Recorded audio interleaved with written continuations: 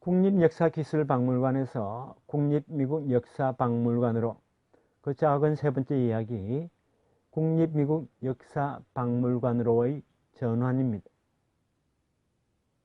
1979년부터는 화면 속 인물 케네디가 관장으로 부임하여 14년 동안 재임했습니다. 그는 법률가이면서 기부금 모금의 전문가였습니다. 기술사 전문가도 역사 전문가도 아니고 게다가 학자도 아니었던 점에서 그는 기존의 관장과 전혀 달랐습니다. 그가 관장이 되자 새로운 노선이 만들어지기 시작했고 1980년에 박물관 이름이 국립미국역사박물관, 영어로 National Museum of American History로 바뀌었습니다.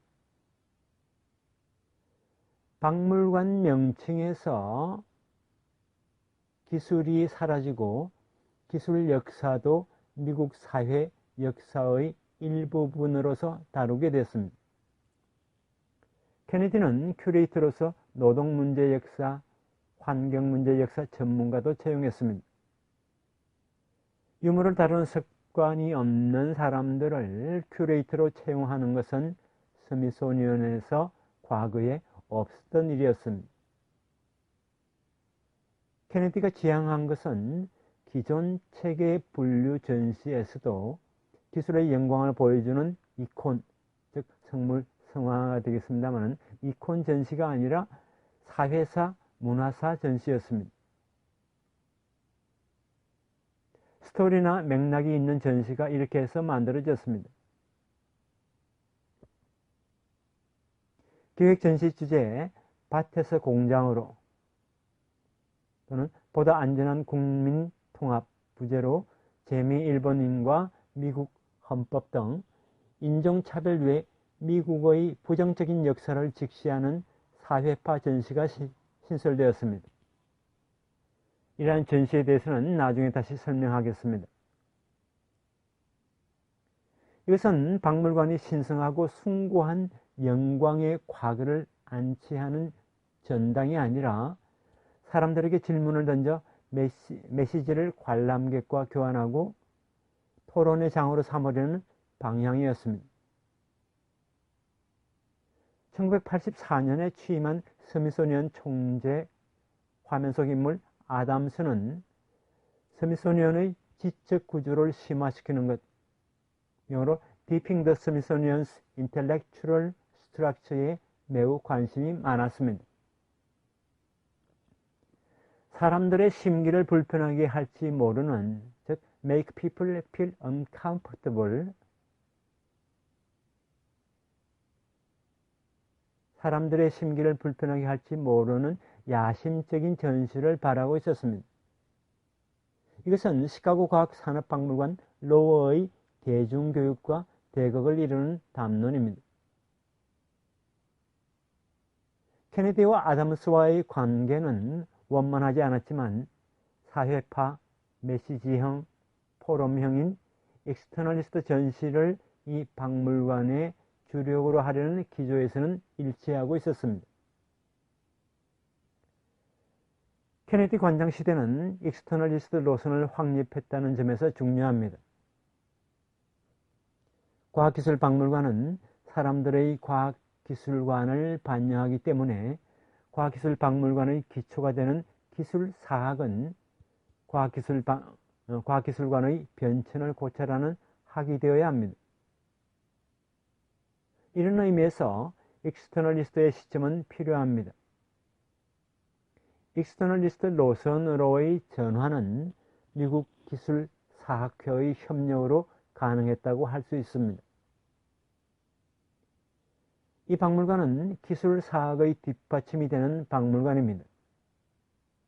이와 대조적으로 독일 박물관 외에 그때까지의 기술박물관은 단적으로 표현하자면 역사에 대해서는 아마추어인 기술자가 기술사학의 뒷받침 없이 만든 것입니다. 현재 독일 박물관을 비롯해서 유럽의 종합기술사 박물관이 스미소니언의 박물관 리더십을 인정하고 이 박물관으로부터 배우려고 하는 것은 당연합니다.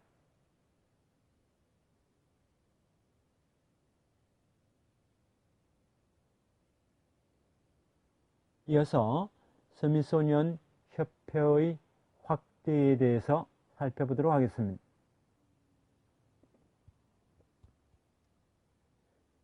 제2차 세계대전 후 1960년대까지 스미소니언의 확대와 다양화가 진행되었고 연구기관으로서도 충실해졌습니다. 1960년대부터 1990년대 중반까지는 스미소니언의 절정기였기 때문에 이 점에 대해 소개하도록 하겠습니다. 화면 속 인물 리플리 총재는 조류학자로서 피바디 자연사박물관 관장을 맡고 있었습니다. 그의 재임 기간에 8개의 박물관이 신설되었고 스미소니언의 연간 관람객 수는 2배 이상 증가했습니다. 미술이 그의 중점 항목이었고 국립초상화박물관, 국립미국미술관, 허시온 미술관, 렌윅 미술관이 개관을 했고 뉴욕의 쿠프슈이트 국립디자인미술관과 아프리카 미술관이 스미소니언 산하에 들어가게 되었습니다.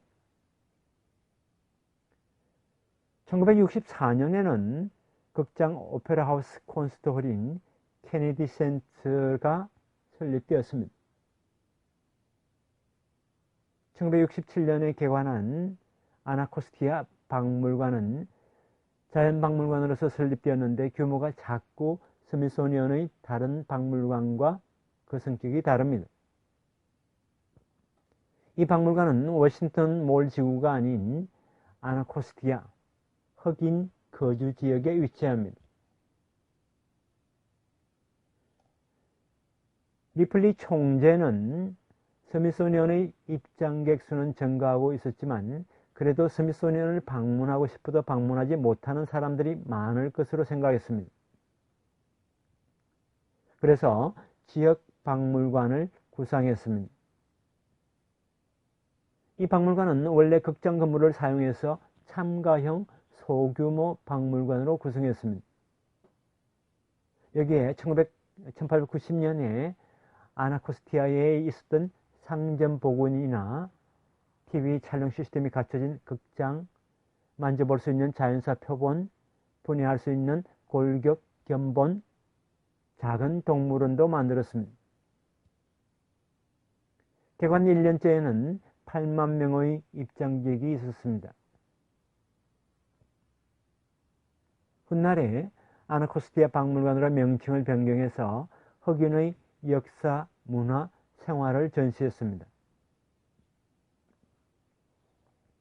박물관 이외의 연구센터도 확충되었습니다. 이 시기에 신설된 연구센터로서는 워싱턴시 교회에 1965년에 설립된 생태학 건물이 있습니다. 훗날 이곳은 환경연구센터로 바뀌었고 생리학, 인구학, 커뮤니티론, 생태학, 에코시스템, 식물학, 동물학, 미생물학, 플랑크톤, 환경화학 등의 연구를 했고 연구자를 위한 세미나, 워크숍을 개최했습니다. 교육보급 활동으로서 강사나 가이드가 동반한 투어, 하이킹도 실시했습니다. 스미소니언은 교육관계의 다양한 활동을 하고 있는데 그 일부를 소개하겠습니다. 여름방학에는 화면 속 그림에 보시는 바와 같이 매우 많은 여름방학 프로그램을 개설하고 있습니다. 학교 교원을 위한 여름 세미나도 있습니다. 화면 속 그림은 그 안내장입니다. 국립미국 역사박물관에는 인턴 제도가 있고 고등학교 고학년부터 시니어 퇴직자까지 받아들여 박물관 업무, 연구 관련 훈련을 시키고 있습니다. 화면 속 그림을 참조해 주시기 바랍니다. 스미소니언과 전미 과학기술 아카데미는 공동으로 이과 교육센터를 운영하고 있습니다. 화면 속 그림과 같은 초등학생을 대상으로 한 핸즈온 실험 세트를 제공하고 있습니다. 1960년대에는 연구를 위한 시스템도 정비되었습니다. 외부인이 스미소니언의 문서나 유물 컬렉션을 사용해서 연구할 수 있는 가이드북 스미소니언 Opportunities for Research and Study in History, Art, Science가 1964년부터 간행되었습니다. 화면 속 그림은 1974년도 판입니다. 1968년에는 연구장려센터가 설치되었습니다. 이곳은 스미소니언 컬렉션 등을 사용하는 연구를 지원하는 곳입니다.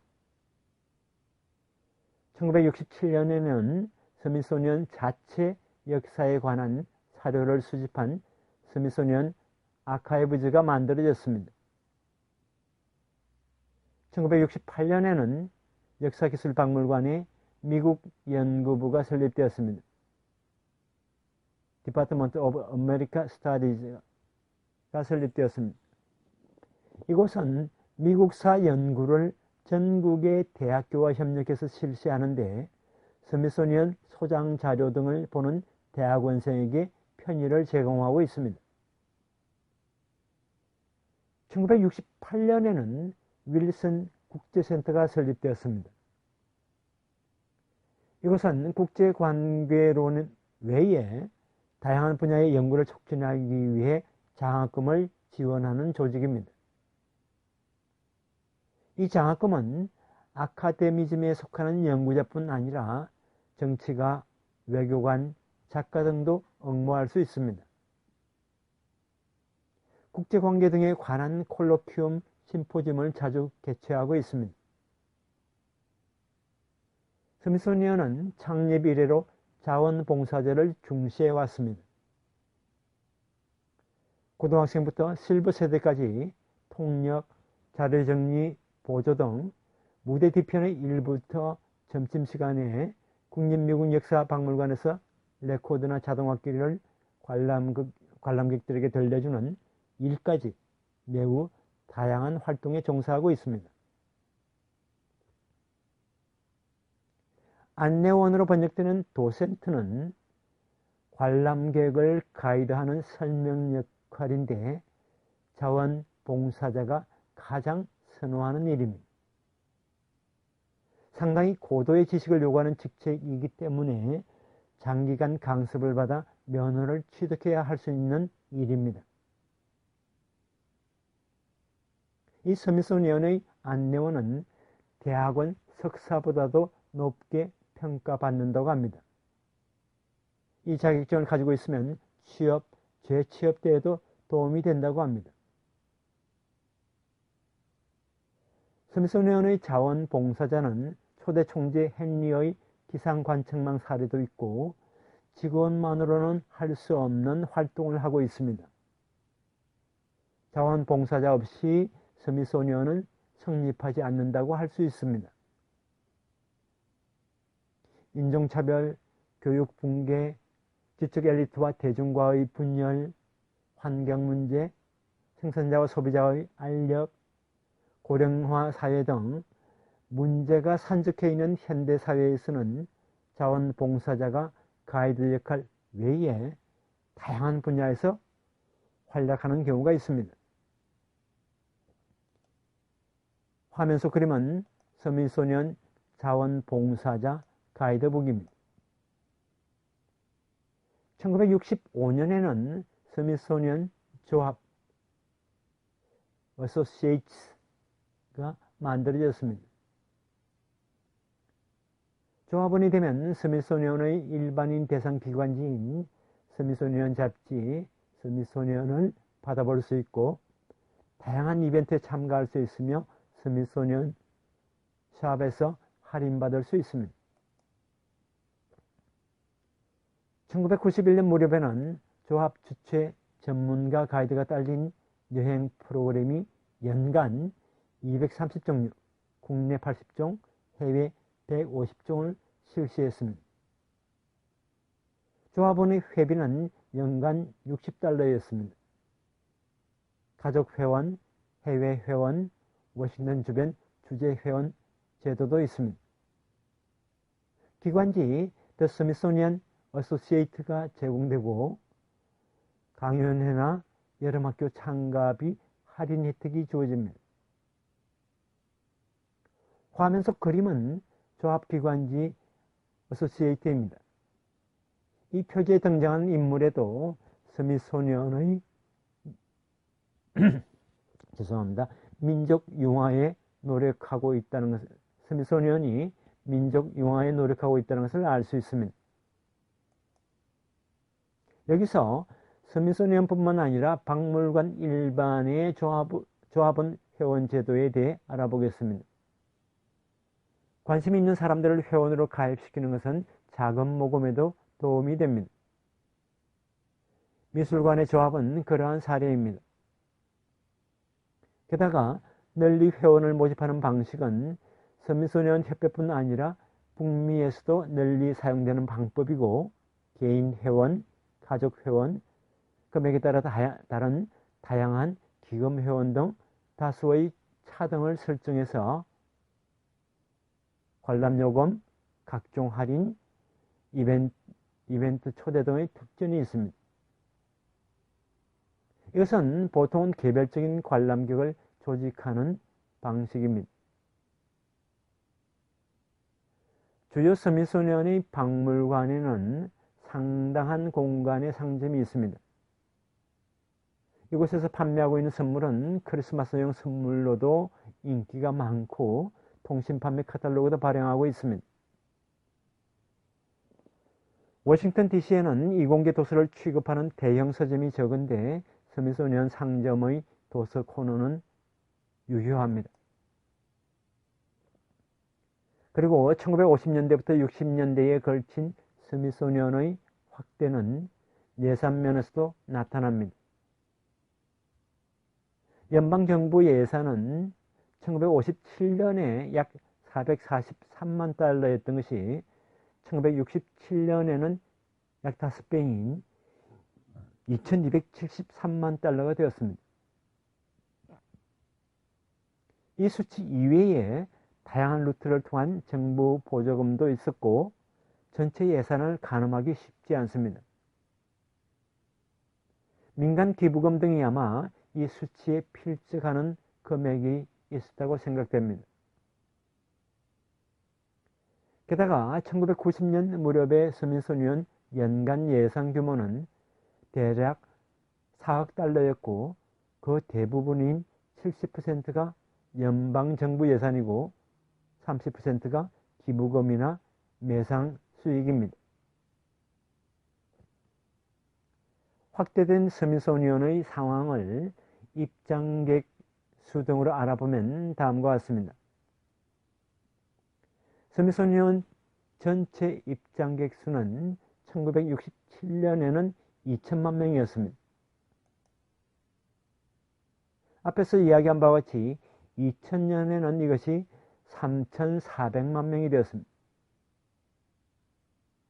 역사기술박물관 입장객 수는 1967년에 555만 명, 1970년에 600만 명이었습니다. 세계 각국을 대표하는 박물관 등의 연간 입장객 수는 대부분의 경우 100만 명대이기 때문에 스미소니언 국립역사기술박물관은 처음부터 매우 인기가 많았던 것을 알 수 있습니다. 1970년에는 자연사 박물관 입장객 수는 350만 명, 항공우주박물관에서는 200만 명이었습니다. 다음 시간에는 국립역사기술박물관에서